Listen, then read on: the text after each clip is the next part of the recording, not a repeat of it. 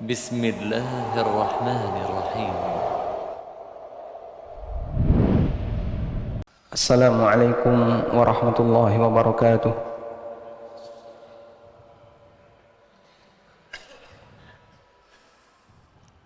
الله أكبر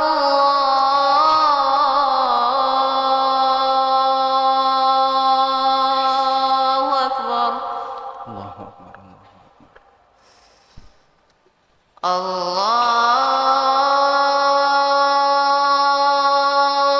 أكبر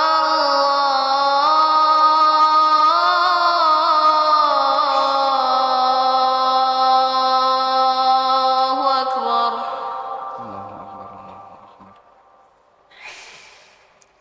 أشهد أن لا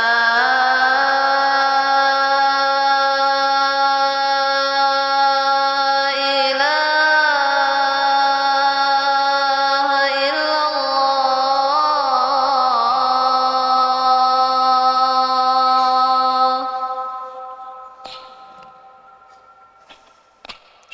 أشهد أن لا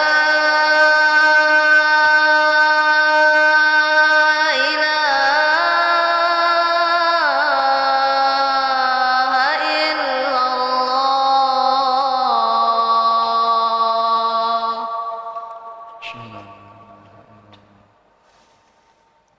أشهد أن محمد رسول الله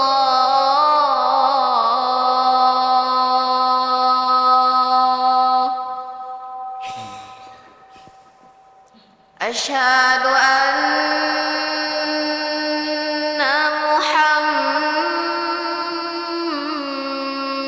محمد رسول الله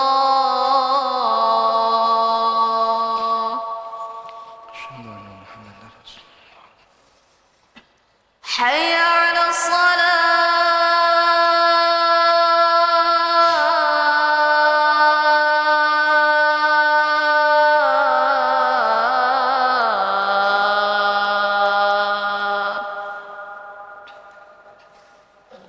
حي على الصلاة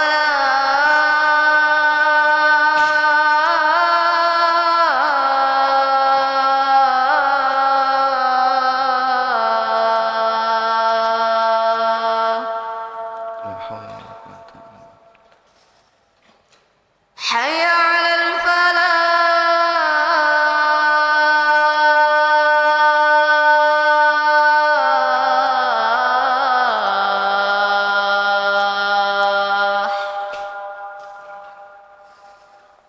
حي على الفلاح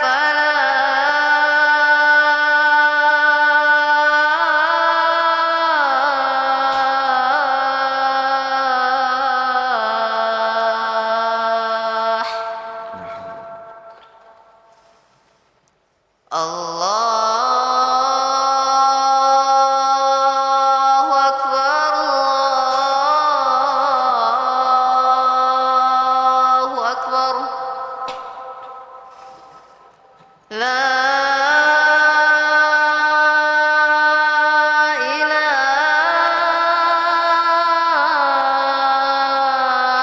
إلا الله لا إله إلا الله. اللهم صل على محمد. اللهم رب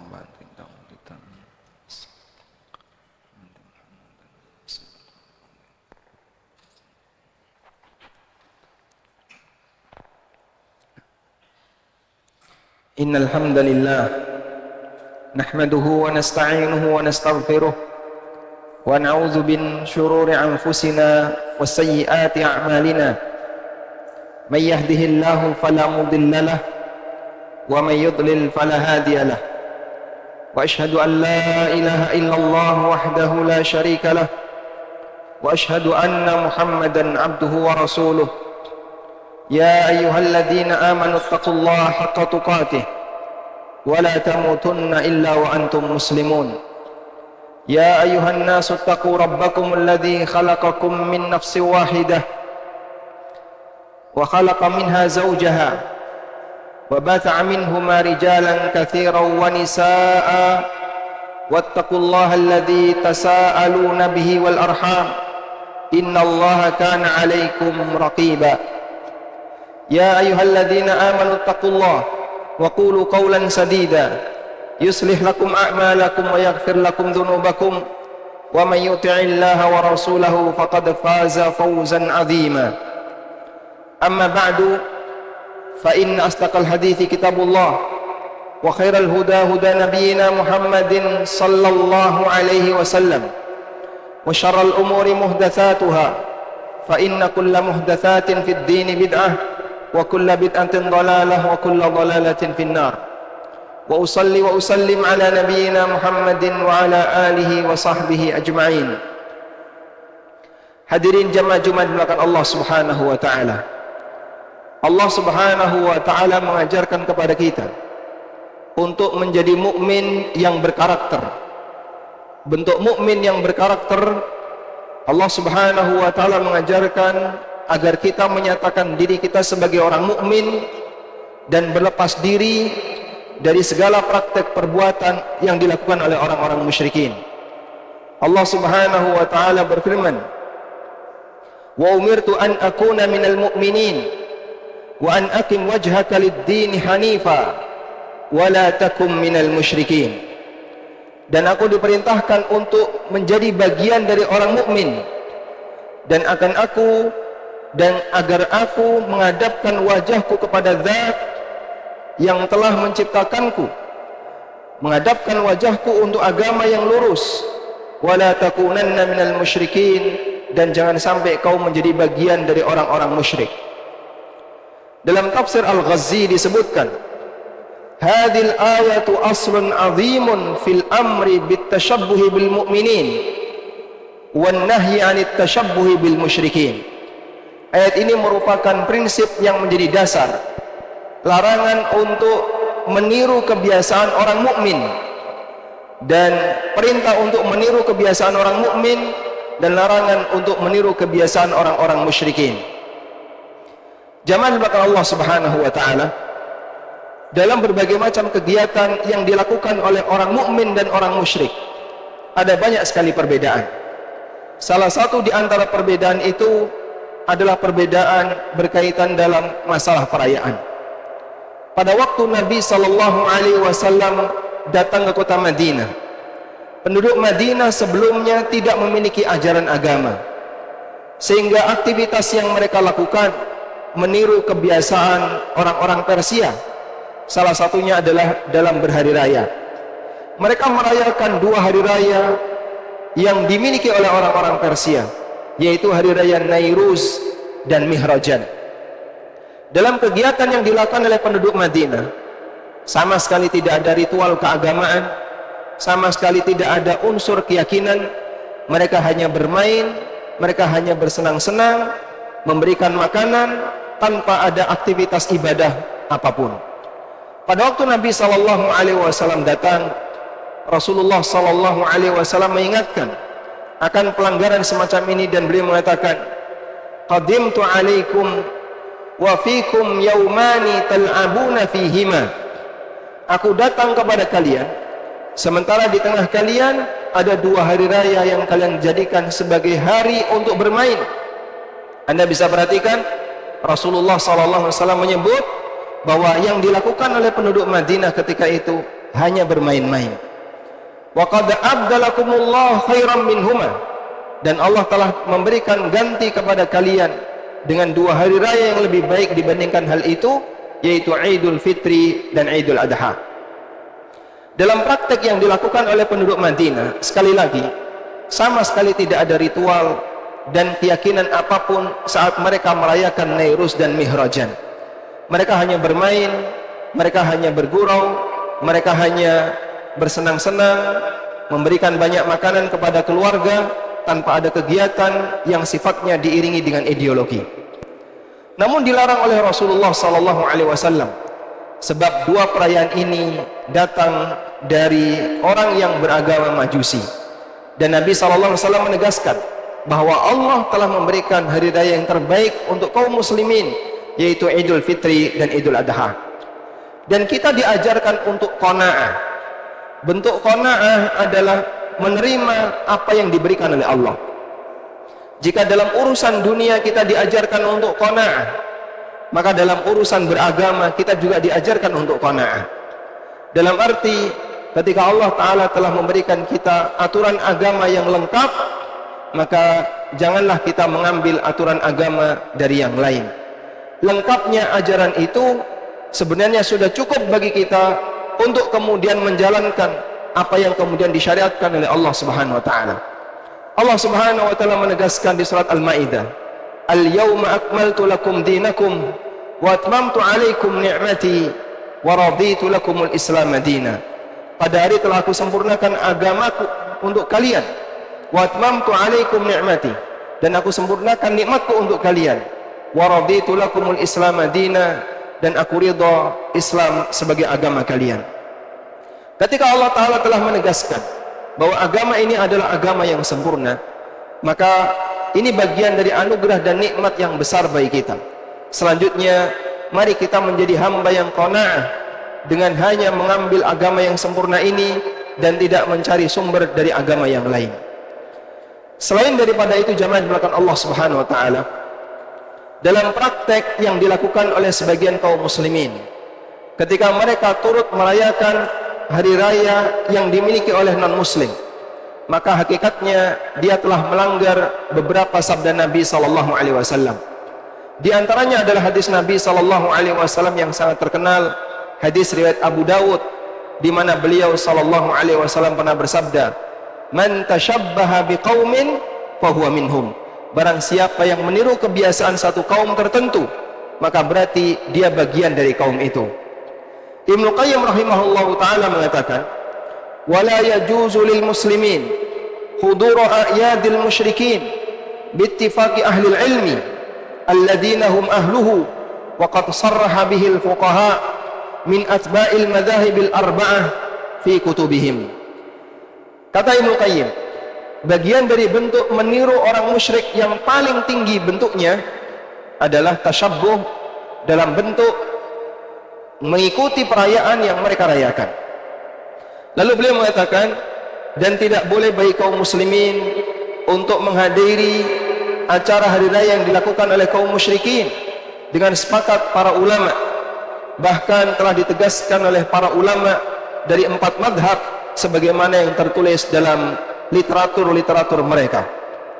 Sehingga dari sini kita bisa memahami bahwa ulama sepakat mengikuti perayaan yang dimiliki oleh agama yang lain adalah bagian dari bentuk tasyabbuh terhadap orang kafir yang dilarang oleh Nabi SAW.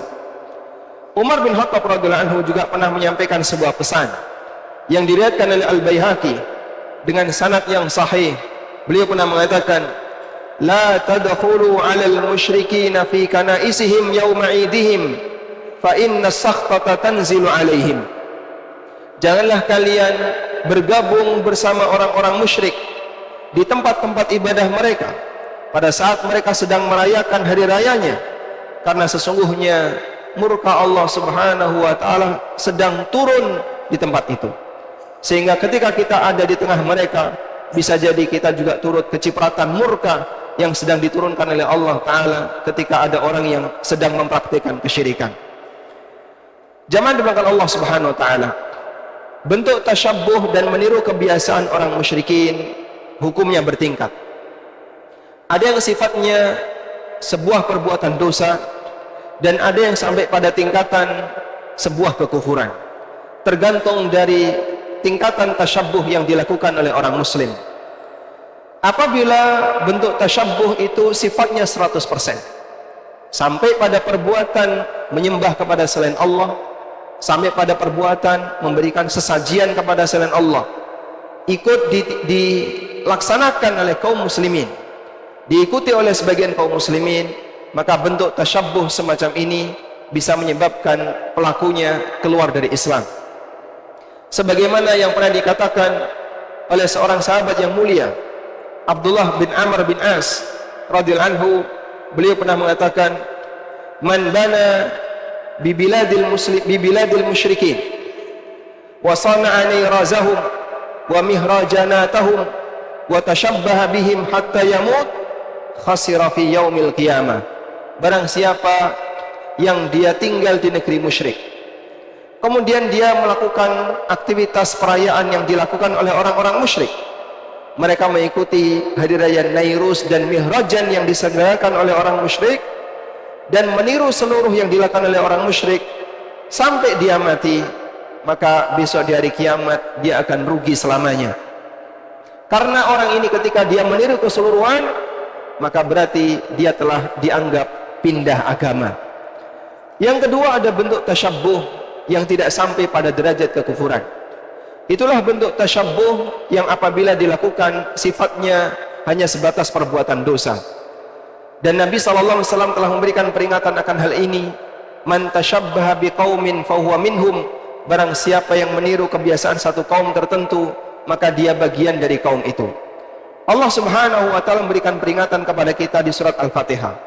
Ada dua kaum yang mereka dilaknat oleh Allah.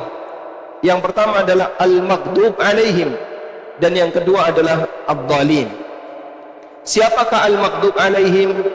Yang dimaksud al-maghdub alaihim adalah Yahudi. Siapakah ad-dhalin? Yang dimaksud dengan ad-dhalin adalah orang Nasrani. Kenapa mereka sampai pada tingkatan al-maghdub alaihim, orang yang dimurkai?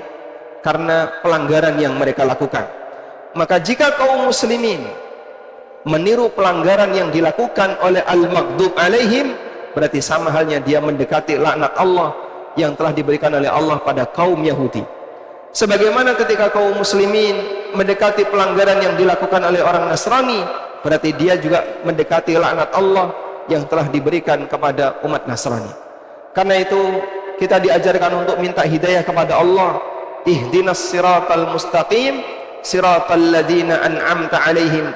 Berikanlah kami petunjuk ya Allah ke jalan yang lurus, yaitu jalan orang yang kau beri nikmat. Itulah jalannya para nabi dan orang-orang saleh yang mengikuti para nabi alaihi wassalatu wassalam. Semoga dengan berbagai macam dalil yang tadi kita sampaikan dan peringatan yang disebutkan baik dari Al-Quran maupun hadis Nabi SAW serta keterangan dari para sahabat dan para ulama bisa semakin menguatkan kita untuk memahami arti penting dari memiliki komitmen sebagai seorang mukmin dan berusaha untuk menghindari kebiasaan yang dilakukan oleh orang-orang non-muslim. Demikian sebagai khutbah yang pertama. Aqulu qawli hadza wa astaghfirullah.